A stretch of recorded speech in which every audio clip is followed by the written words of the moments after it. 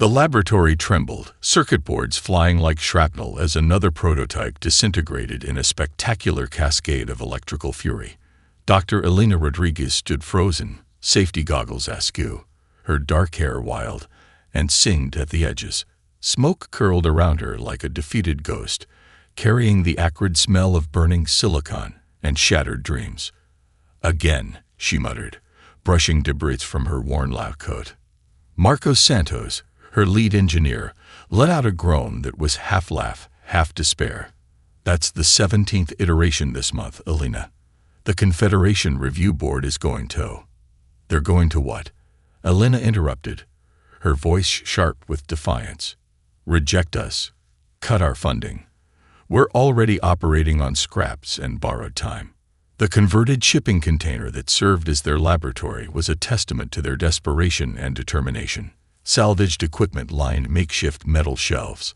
Holographic displays flickered between precise schematics and wild, almost organic circuit designs that seemed to pulse with an intelligence of their own. This was no standard research facility. This was the last refuge of humanity's most radical technological dreamers. Aisha Queasy looked up from her workstation, the holographic displays reflecting in her dark eyes. The fractal pattern in the circuit's failure. "It's different this time." "Did you see it?"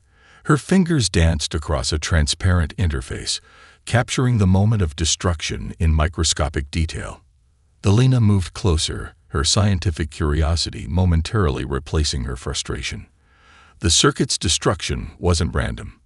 Each burnt trace, each molecular breakdown followed a pattern that defied conventional computational logic. It was beautiful. It was impossible. "We're close," she whispered. Memories flooded her mind. The lecture halls of the Global Scientific Academy, the sneering faces of alien researchers who saw humanity as little more than technological children. They had laughed when she proposed that human creativity wasn't a weakness in computational systems, but their greatest strength. "Randomness is not error," she had argued then. "It's potential." They had stripped her of her research grants, her academic position, her professional reputation. But they couldn't strip away her vision. The laboratory's youngest member chose that moment to burst through the makeshift airlock. Jin Park, a 17-year-old programming prodigy who had been expelled from 3 different academies, carried a bag of salvaged quantum processors and a mischievous grin. "I've got something," Jin announced, dumping the bag onto a cluttered workbench. Black market stuff from the Proxima trading stations. These processors were designed for Arcturian military systems, but they've got these incredible adaptive neural pathways. Marcos raised an eyebrow. "Stolen." "Liberated," Jin corrected with a wink. "Besides, they were going to be melted down for recycling. I'm basically saving technology." Elena couldn't help but smile. Their team was a collection of scientific misfits, each brilliant, each rejected by the mainstream scientific community. Marcos, a quantum physicist whose gambling addiction had cost him his previous research position. Aisha, a neuroscientist who believed human consciousness was more than just electrical impulses. Jin, a teenage genius who saw rules as mild suggestions. And her, Elena Rodriguez, the woman who believed human unpredictability was the most powerful computational force in the universe. "We're building more than a neural interface," she said, more to herself than to her team. "We're creating a new way of thinking." The prototype they were developing wasn't just another computational tool. It was a bridge between human creativity and technological processing. Where standard neural interfaces sought to eliminate randomness, their design would embrace it. Celebrate it. Outside their laboratory, the sprawling metropolis of New Sao Paulo stretched beneath artificial skies. Holographic advertisements for the latest alien design technologies flickered between buildings. Massive structures built by computational perfection surrounded their small, imperfect sanctuary. But perfection, Elena knew, was overrated. The next prototype was already taking shape. Marcos began recalibrating the quantum processors Jin had liberated. Aisha's neural mapping algorithms danced across multiple holographic displays. Jin was already rewriting the fundamental input protocols, and Elena watched, seeing not a failed experiment, but the moment before a revolution. The Galactic Technological Exposition stretched like a crystalline metropolis, a monument to computational precision.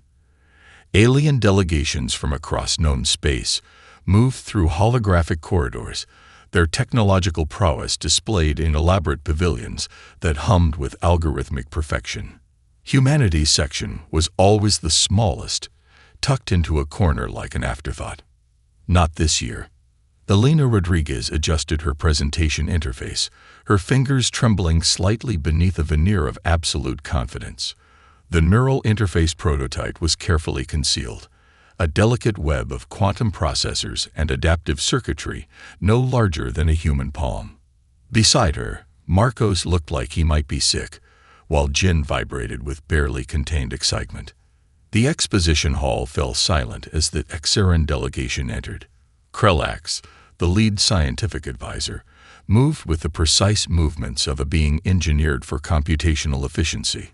His exoskeleton gleamed, a living circuit board of biological and mechanical integration that made human bodies look primitive by comparison. Humanity's presentation, Krellax announced to the assembled scientific community, his translator rendering his clicks and whistles into a mechanically precise voice, will demonstrate their continued misunderstanding of technological progression. Scattered laughter rippled through the alien audience, hundreds of species represented, each with their own technological marvel, each looking at the human delegation with a mixture of pity and condescension. Elena stepped forward. Her presentation began traditionally enough. Holographic displays showed their research, the theoretical foundations of their neural interface, standard graphs, computational models, the kind of presentation the audience expected, predictable, linear, boring. Then everything changed. As Elena connected the prototype to the main exhibition interface, something extraordinary happened. The holographic displays began to shift, not just displaying information, but transforming it. Mathematical equations twisted into living structures. Data points became three-dimensional landscapes that breathed and pulsed with an impossible organic quality. Krellax stopped mid-sentence.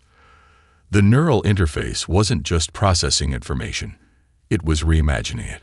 A complex stellar navigation problem appeared, the same problem that had stumped multiple galactic research teams for decades. Traditionally, this would result in a series of calculated trajectories, precise but static. Instead, the interface generated a living, dynamic representation. Trajectories became rivers of light. Gravitational constraints transformed into elastic membranes. The solution wasn't a single path, but a million potential paths, each one dynamically adjusting, each one perfect and imperfect simultaneously. "It's thinking," whispered a young Xeran researcher in the front row, her recording device capturing every impossible moment. The interface was doing more than solving a problem. It was demonstrating a fundamentally different approach to computation. Where alien technology sought to eliminate variables, this human creation embraced them. Where standard interfaces sought the most efficient path, this one explored every potential path. Marcos leaned close to Elena. "We're going to get destroyed for this," he muttered. But Elena was watching Krellax. The alien's precise movements had become something else. Not quite stillness, not quite shock. Recognition. When the presentation concluded, the exposition hall was silent. Not the respectful silence of academic discourse, but the stunned silence of a fundamental assumption being dismantled. Krellax approached their display, his multiple sensory appendages scanning the prototype with an intensity that suggested more than mere scientific curiosity. "Explain," he demanded. Elena smiled. It was not a kind smile.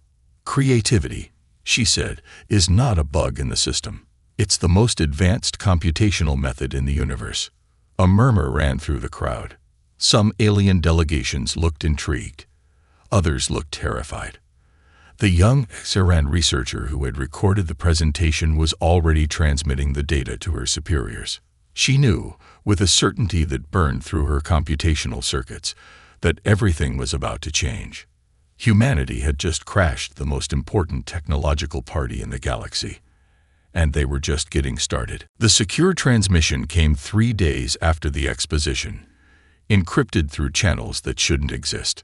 Marcos was the first to notice, his fingers dancing across a holographic interface that flickered between multiple encrypted layers. "Someone's watching us," he muttered, a half-smile playing on his lips. "And I mean really watching." Elena leaned in, her reflection ghosting across multiple data streams. The transmission bore the highest level clearance possible, a classified research directive from the deepest levels of the Galactic Confederation's scientific division. Most would have been terrified. Elena looked electrified. "They want to test the interface," she said, her voice a mixture of triumph and caution. The classified project arrived as a series of encrypted data packets, a stellar navigation problem that had defied solution for generations. Not just a theoretical challenge, but a real-world scenario with potentially catastrophic consequences. Multiple civilizations had attempted to solve it. Multiple civilizations had failed. Jinn spread the data across their makeshift laboratories' holographic displays.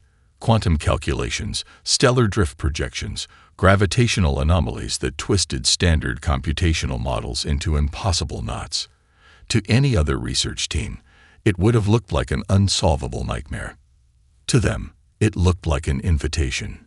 "This isn't just a test," Aisha said, her fingers tracing complex neural pathway simulations. "This is a trap." The problem was elegant in its complexity. A chain of star systems positioned along a region of space where conventional navigation algorithms broke down. Gravitational interactions that shouldn't exist. Spatial distortions that defied standard computational models. It was the kind of problem that had driven entire research civilizations to computational madness. Marcos pulled up the previous attempts. Xeran computational models. Arcturian quantum simulations. Collective efforts from some of the most advanced technological civilizations in the galaxy. Each attempt ended the same way, in spectacular failure. "They want to see if our interface can do what they can't," Elena said, understanding dawning in her eyes. "They're hoping we'll fail, spectacularly." The neural interface prototype seemed to pulse with anticipation. Where standard computational systems would approach the problem linearly, breaking it down into manageable chunks, their interface did something different. It didn't solve the problem. It reimagined it. Jinn initiated the first test run. The holographic displays erupted into a living, breathing representation of stellar dynamics. But it wasn't just a model. It was an exploration. Gravitational constraints became elastic membranes. Stellar drift transformed into fluid pathways. The interface wasn't calculating a solution. It was discovering potential realities. "Oh my God," Marcos whispered. The solution that emerged wasn't just unexpected. It was revolutionary. The neural interface revealed fundamental flaws in thousands of years of established stellar navigation theory. It wasn't just finding a path through the star systems. It was demonstrating that the very concept of a path was fundamentally limited. Aisha's hands were shaking. "Do you understand what this means?" But Elena was already ahead of her. This wasn't just a technological breakthrough. This was a complete reimagining of spatial understanding. The classified transmission line blinked. A response was coming. The first message was simple. Translated from high-level Confederation encryption, it read, "Explain." Marcos laughed. "They're scared," he said. Absolutely terrified. Elena knew the implications were deeper. This wasn't just about solving a navigational problem. This was about proving that human creativity was the most powerful computational method in the universe. The neural interface had done more than solve an impossible problem. It had exposed the limitations of every existing computational approach. Outside their laboratory, the artificial skies of New Sao Paulo shifted. Something was changing, and they were at the center of it. "We're going to need more processing power," Jinn said, a dangerous glint in their eye. Marcos was already pulling up black market quantum processor catalogs. Aisha began recalibrating their neural mapping algorithms, and Elena watched the classified transmission, knowing that everything was about to change. The attack came precisely 72 hours after their breakthrough. Elena found the first data leak at 300 hours, the laboratory's holographic displays casting ghostly shadows across her sleep-deprived face. Personal files, research grants, academic records. Someone was systematically dismantling their professional credibility, one digital thread at a time. Not just someone, Jin muttered, fingers flying across multiple encryption layers. The Confederation. They're trying to bury us. Marcos uncorked a bottle of synthetic whiskey, a bitter laugh escaping his lips. Trying. They're declaring war. The first wave was surgical. Academic journals began retracting previous publications. Research grants were suspended. Professional credentials questioned. It was a digital assassination, conducted with the precision of a quantum-guided missile. Krelax's image appeared on their primary communication interface, a holographic projection that seemed to radiate calculated disdain. Your recent discovery, the Xeran scientist's translator rendered his clicks and whistles into a mechanical drawl, represents a significant deviation from established computational protocols. Translation: We're going to destroy you. Aisha was already mapping their counter-strategy.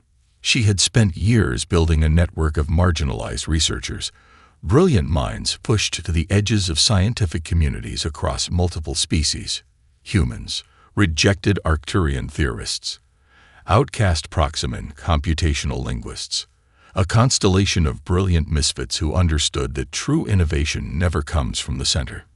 We need more than defense, she said, projection maps of potential communication networks spreading across the laboratory's displays. We need to go on the offensive. Jin found the first backdoor into the Confederation's secure databases 2 days later. What they discovered was more than a simple attempt to discredit their research. It was a systematic suppression of technological innovation. The files were encrypted, but not impossibly so.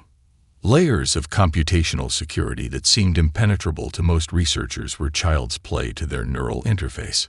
Fragments of data revealed a shocking truth. The current technological paradigm was a carefully maintained illusion. Look at this, Jin said, multiple holographic windows exploding with recovered data. They've been limiting technological development across entire species, not just humans. Everyone. Technological progress wasn't a race. It was a controlled experiment. Elena understood the implications immediately. The neural interface wasn't just a technological breakthrough. It was a weapon of intellectual revolution. Marcos began preparing their next move. Their laboratory, once a fixed location, became mobile. 1 week in the methane caves of Titan, the next in the floating cities of Venus. Each location a temporary sanctuary, each move making them harder to track. The Confederation's response escalated. Professional attacks became personal. Marco's gambling history was leaked to professional networks. Aisha's controversial research papers were republished with deliberately misleading annotations. Jin's academic records were altered to suggest multiple ethical violations. But they had prepared for this. Each attack was anticipated, each move countered. Their neural interface wasn't just a computational tool. It was becoming a living, adaptive network of resistance. Krelax made a critical mistake. He believed he was hunting them. In reality, they were hunting him. The young Xeran researcher who had recorded their exposition presentation, the one they now knew was named Zera-9, made contact. Her transmission was brief, encrypted through channels that shouldn't exist. They're afraid, the message read. What you've discovered goes beyond technology. It challenges the entire system. Elena looked at her team. Marcos, nursing his synthetic whiskey. Aisha, tracing potential communication networks. Jin, dancing between multiple encrypted layers of galactic information systems. This was more than a scientific endeavor now. This was a revolution. We're going to need allies, she said. The laboratory's holographic displays began to pulse with potential, not with data, not with calculations, with possibility. The floating research platform drifted through the upper atmosphere of Venus, a delicate bubble of technology suspended between corrosive clouds and electromagnetic storms. It was their fifth base in as many weeks, each location more impossible than the last. Alina watched as Aisha recalibrated their neural interface, the quantum processors casting prismatic light across her focused features. The device was no longer just a prototype. It was evolving. "We're not just building a technology," Aisha muttered, more to herself than to the others. "We're creating a living system."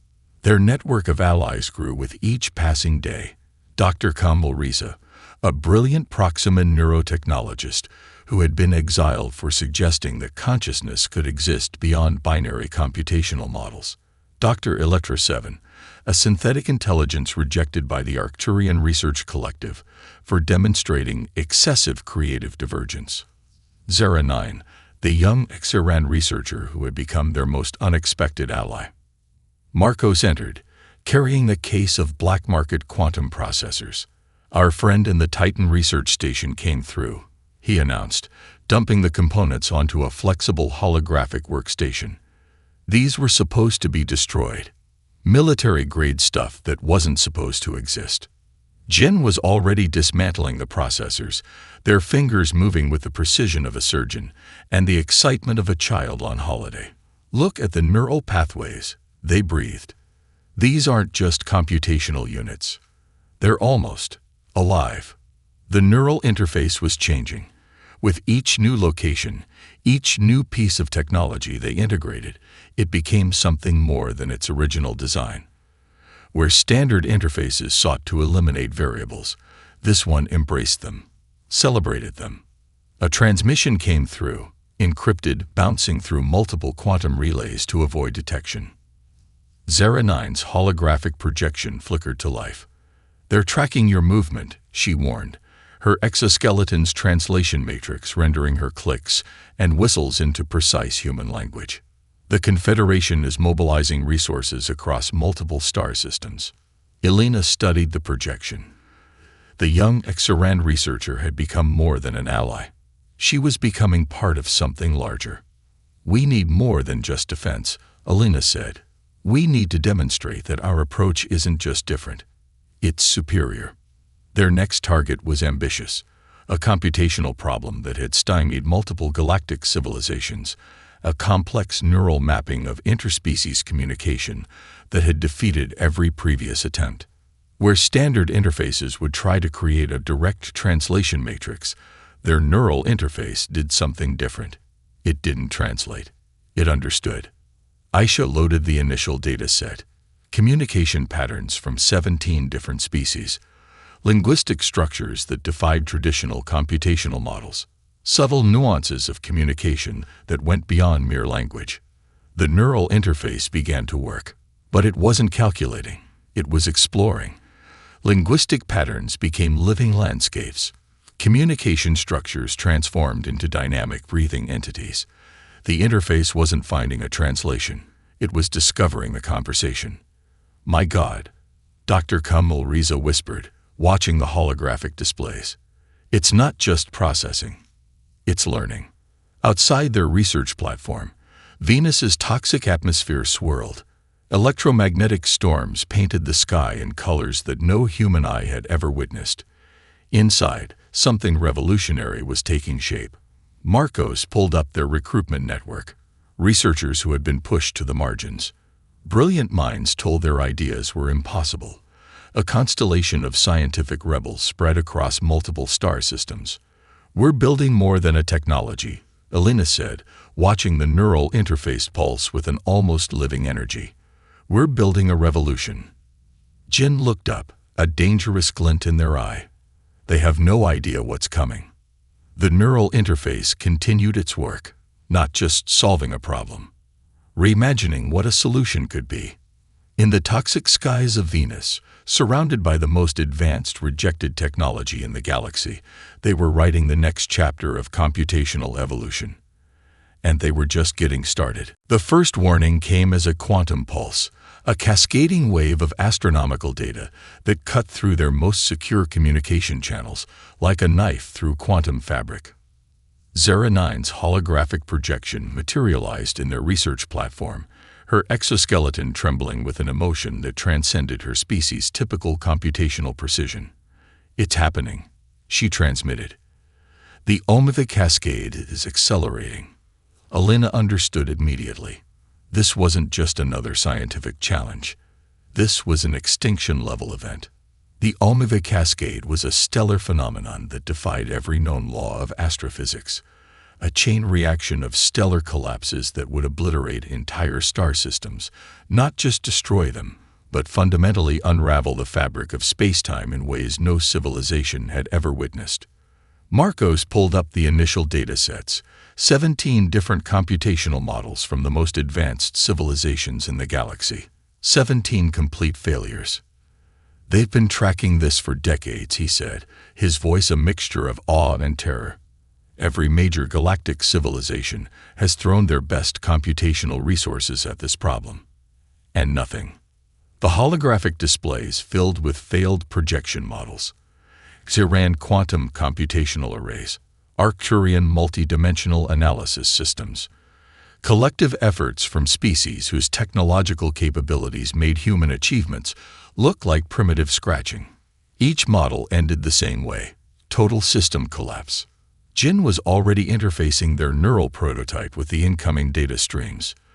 "This isn't just a computational problem," they muttered. "This is a fundamental reimagining of stellar dynamics." Aisha moved to the primary interface, her fingers dancing across quantum processors that seemed to pulse with an almost living intelligence. "The cascade isn't just destroying star systems," she said. "It's rewriting the fundamental rules of stellar interaction."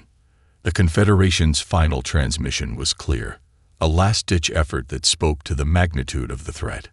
"Your interface," the encrypted message read. "It's our last hope." Elena understood the price. Interfacing with the full computational model would fundamentally change whoever attempted it. This wasn't just processing data. This was diving into the heart of a cosmic apocalypse. She volunteered first. The neural interface connected. But connected was too simple a word. It merged, dissolved, reimagined. Elena experienced multiple potential solutions simultaneously, not as calculations, but as living, breathing possibilities. She saw how the stellar phenomenon could be not just stopped, but transformed. The laboratory around her disappeared. Stellar dynamics became a living landscape. Gravitational interactions transformed from mathematical abstractions into dynamic breathing entities. She wasn't observing the Omega cascade. She was experiencing it. Marcos watched in horror and fascination as Elena's body became a conduit of pure computational energy. Holographic displays erupted with patterns that no standard system could comprehend. Quantum processors that had been designed for military-grade calculations began to reshape themselves. "She's not just solving the problem," Aisha whispered. "She's having a conversation with the universe." Minutes stretched into an eternity. Or perhaps they collapsed into a single moment of infinite possibility. When Elena finally returned to physical awareness, the laboratory was different. Quantum processors had reshuffled themselves. Holographic displays showed solutions that were both impossible and inevitable. The Omega cascade wasn't a threat to be stopped. It was a transformation to be understood. Zera 9's transmission cut through the silence. "What have you done?" Elena looked at her team. Marcos, his synthetic whiskey forgotten. Aisha, tracing impossible computational pathways. Jin, eyes wide with the recognition of something fundamentally revolutionary.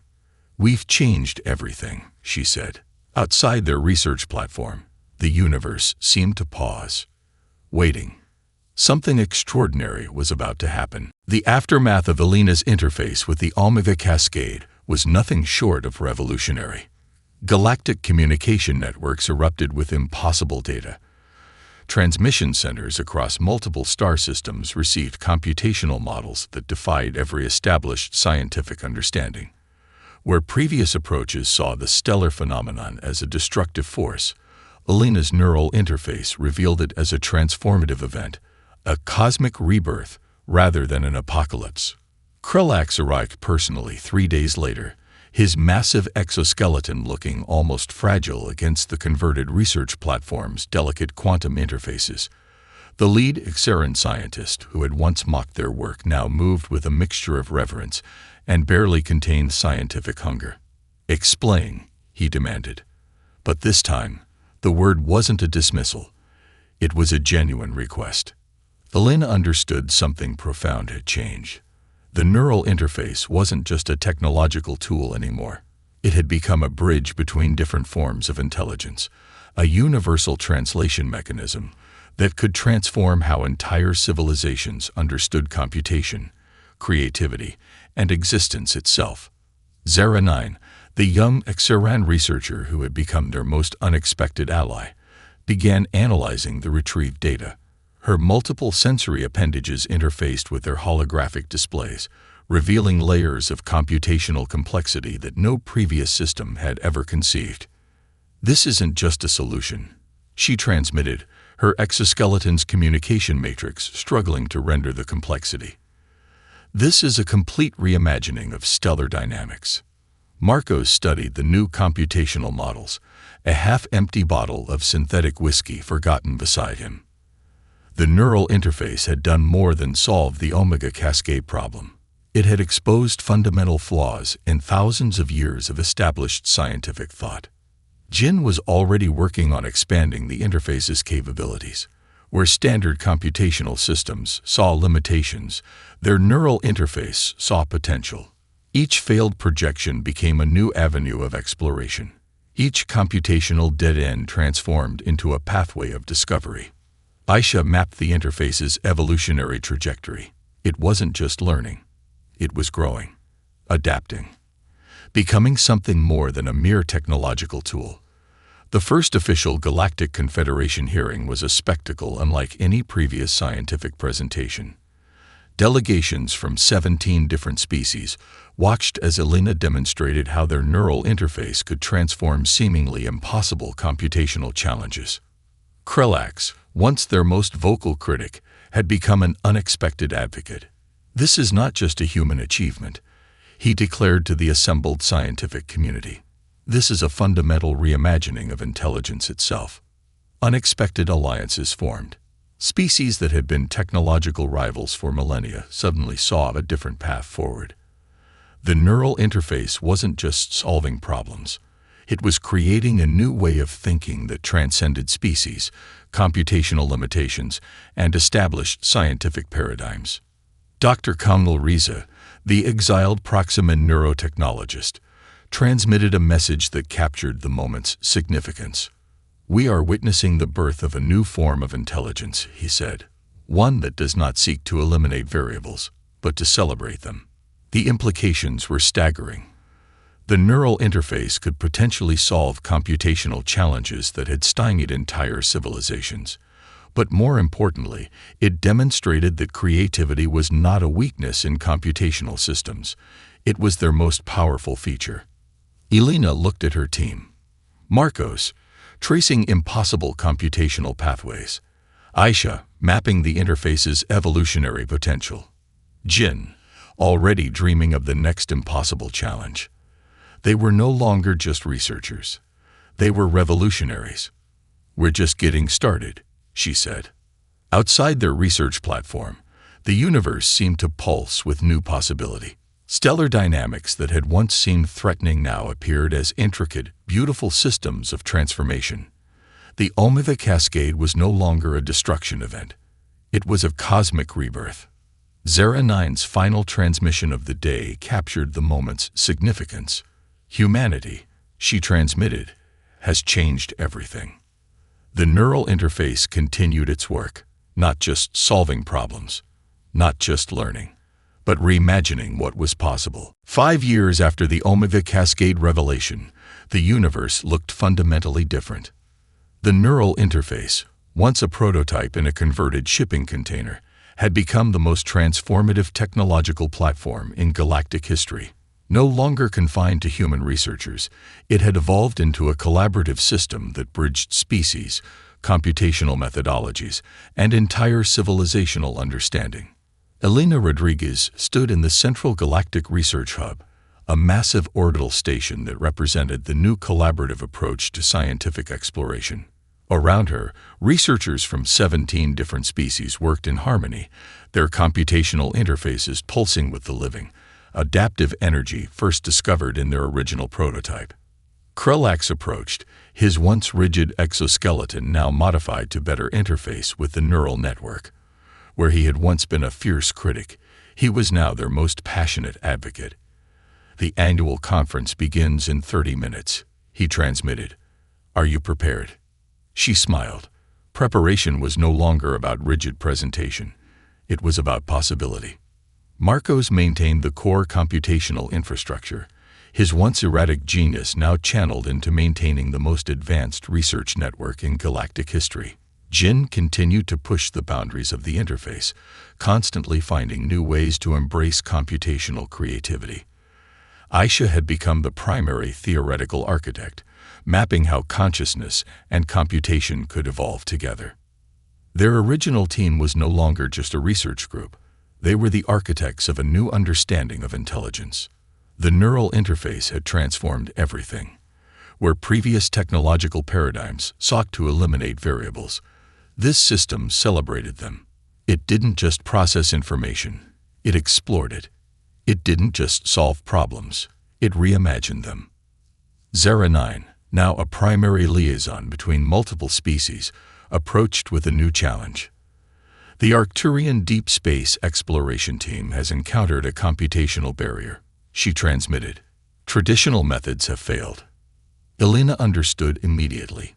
These were the moments that defined their revolutionary approach.